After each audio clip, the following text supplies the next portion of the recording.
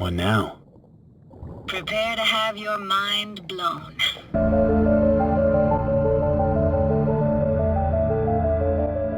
Cyberpunk 2077 had one of the longest teasers of any other video game I know of. Most of us heard about it in 2012, 3 years before The Witcher 3 was even released. Over the next 8 years, CD Projekt Red kept releasing little tasters of what was to come, stirring up the masses and pulling more and more people into the ever-growing cyberpunk circle, years before its actual release. This petroleum-fueled hype train was running at supersonic speeds, and we were all along for the ride. The wheels began to buckle from the weight of it all when the release date got pushed back. More delays, then a definite launch was announced, which too was delayed. Eventually, on the 10th of December 2020, Cyberpunk 2077 was released worldwide on every major console and PC. But instead of overwhelming praise, the press was dominated with game-breaking problems on pre-gen systems, bugs, glitches and broken gameplay. Yet with 8 million pre-sales and even more in the first few weeks of launch, it has become the fastest selling game of all time. But was it deserving of that accolade?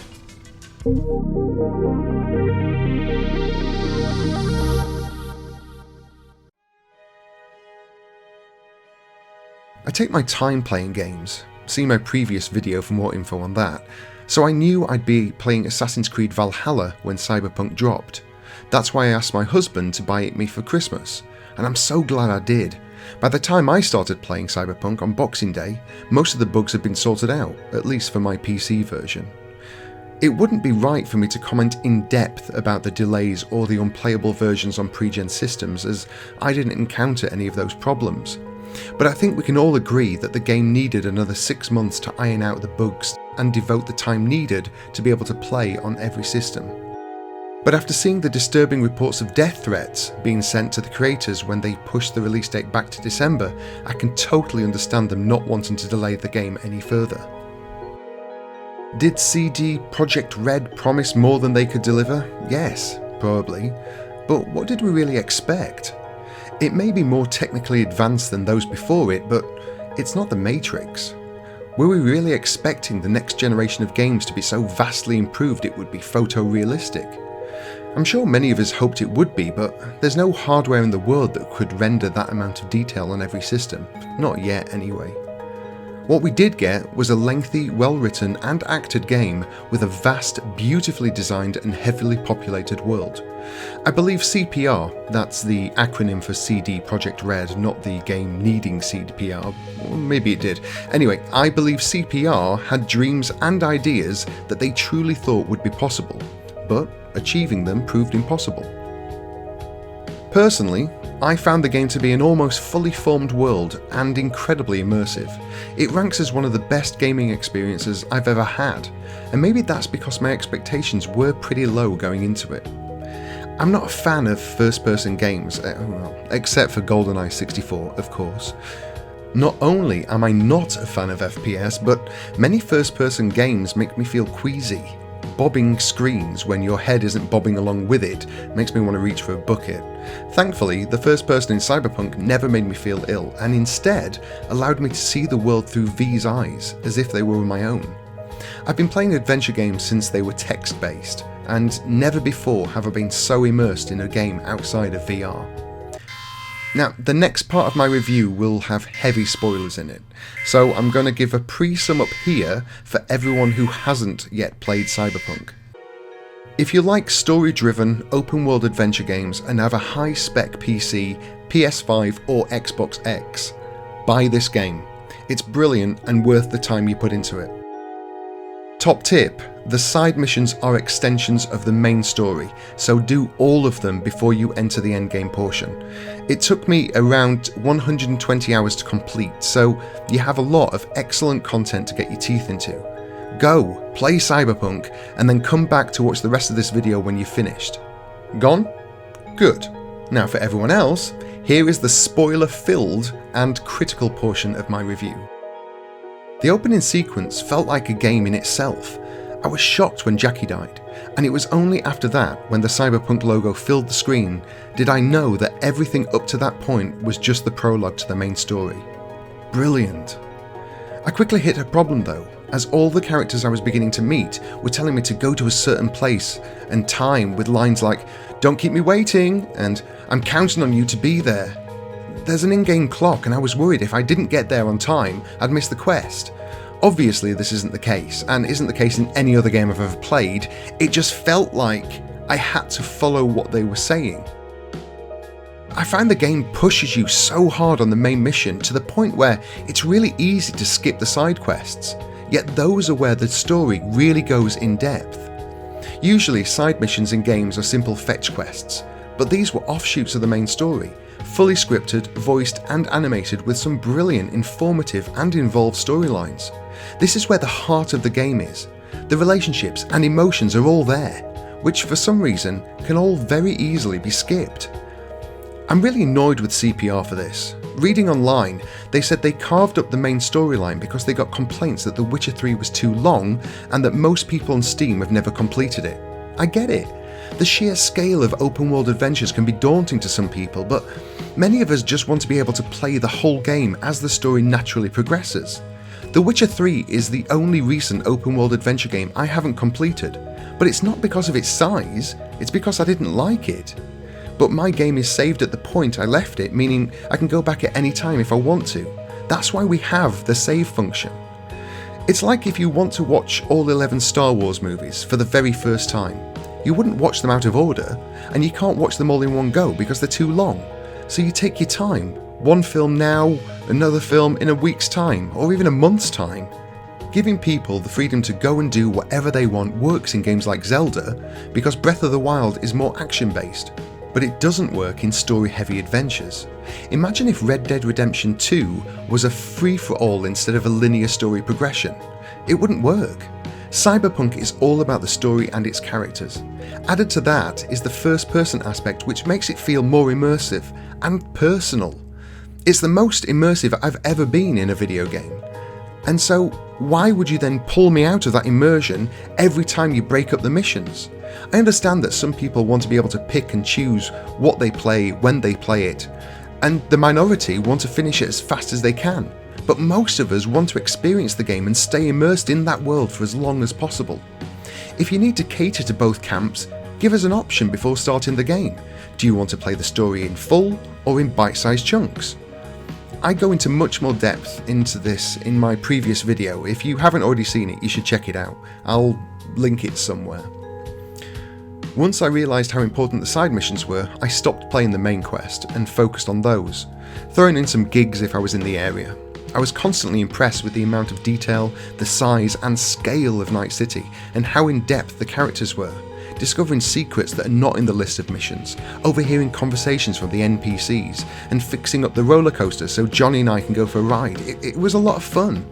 Upgrading your cybernetics is another aspect of the game I really loved, and the upgrades really do make a difference, from mantis blade arms to double jumping legs. But it's not without its problems. Even for me, playing weeks after its release and installing every patch, there were still bugs. General animation glitches were common.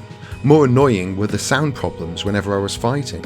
The sound would cut out in places or stutter every time I was in combat. There are a few side missions and gigs that are totally broken for me and won't even let me complete them, meaning I can't get the achievements for those. And on occasion, I'd suddenly be catapulted halfway across the map and have to get myself back to where I just was. But these were minor niggles compared to the three which I think are the major problems in the game, and these are driving, looting, and stereotypes. Let's start with the first one, vehicles and driving. The vehicles and driving mechanics are an absolute mess. I've never liked or been very good at in-game driving.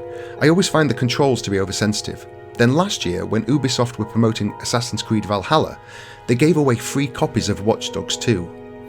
As it was a bit of a dead zone for new games back then, I played it, just a few months before Cyberpunk actually. Finally, I was enjoying driving in a game. It was responsive but not oversensitive, I could turn corners without crashing, and I actually enjoyed the experience. Unfortunately, that isn't the case for Cyberpunk.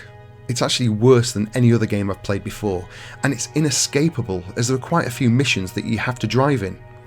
Then there's the traffic, which feels like it hasn't been programmed properly. Cars will stop in the middle of the road and not move, or get stuck on a turn for no reason. Then there are other roads which are completely devoid of all traffic. It makes it easy to navigate, but it's totally unrealistic. And when they have a teleportation system in the world, why would there be traffic at all? The vehicles look great, but they're usually too big for the roads. Navigation is terrible, and they are way too sensitive to manoeuvre. I ended up using a bike most of the time, simply because it was smaller and slightly easier to control. It's great that we get fast travel points, but I found there were far too few of them, especially as the map is multi-layered.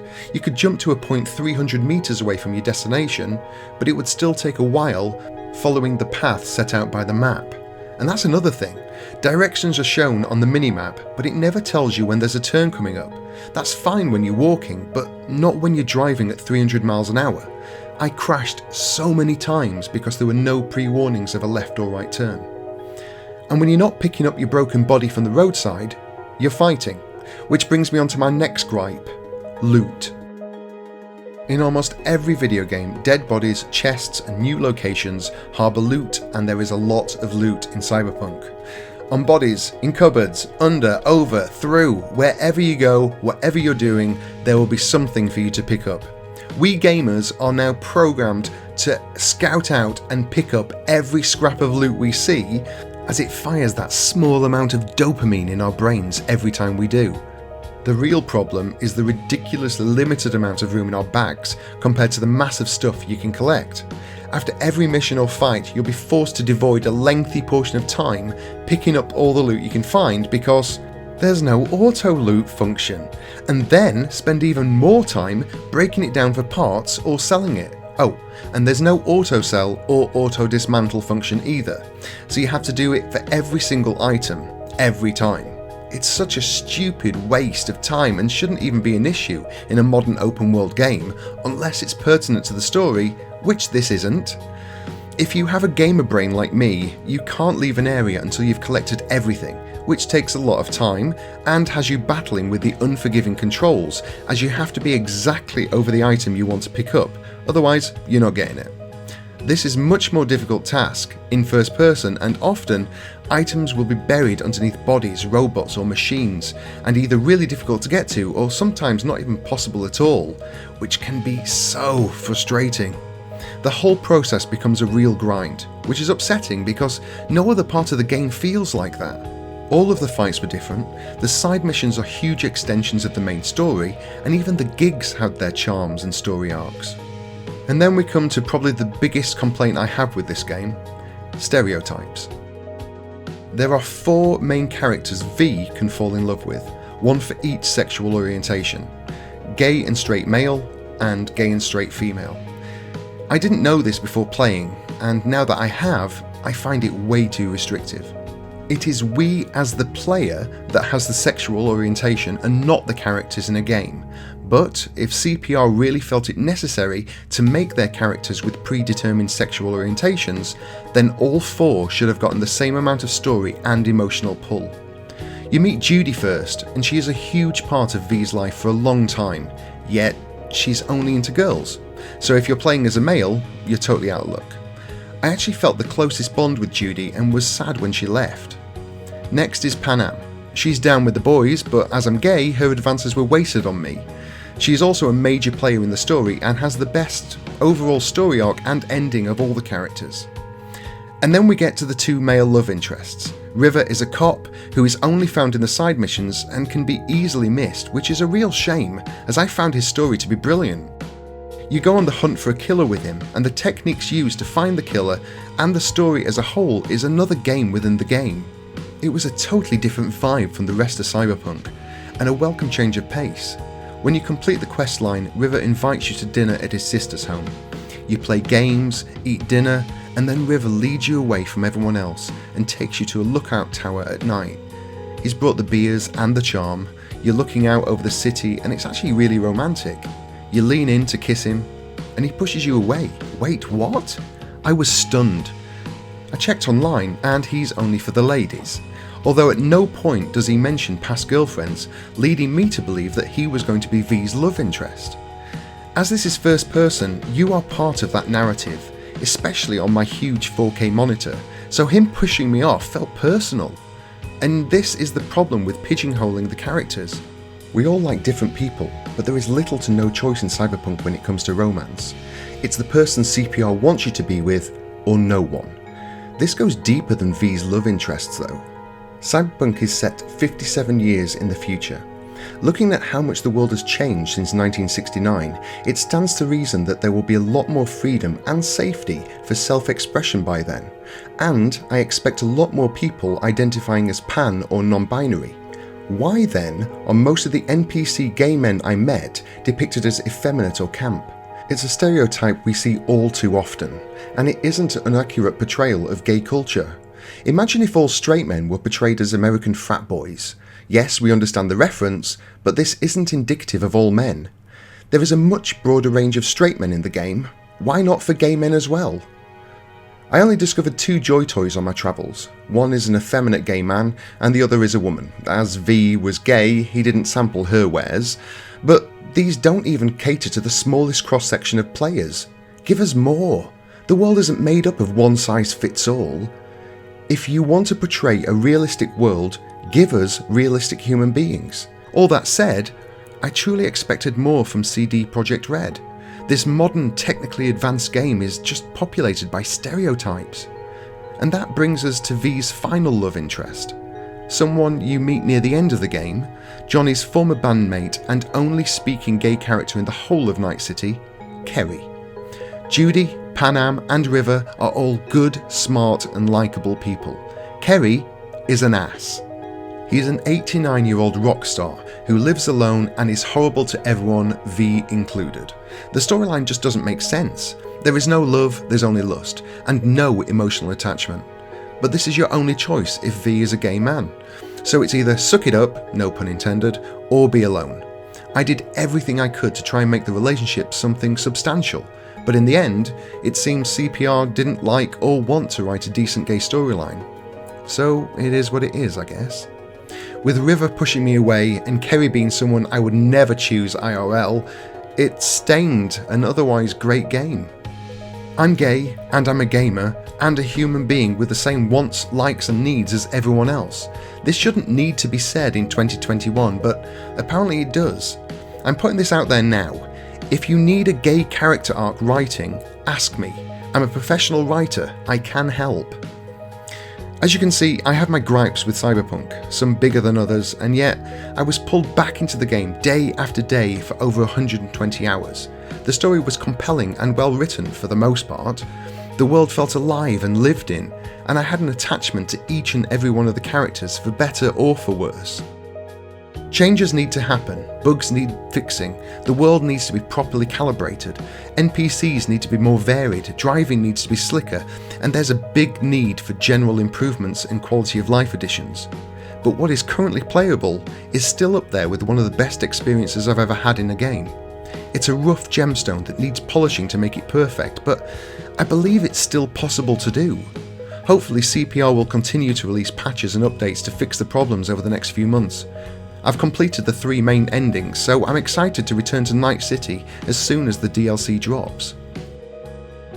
As this is a review and everyone seems to want a rating at the end, I'm going to give Cyberpunk 2077 an 8.5 out of 10 in its current state.